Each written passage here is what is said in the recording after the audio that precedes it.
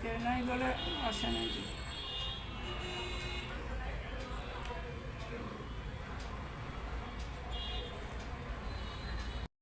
সেটা ঢুকলেই তারপর টান দিবে, যতক্ষণ না ঢুকবে ততক্ষণ ঢুকছে দিলাম।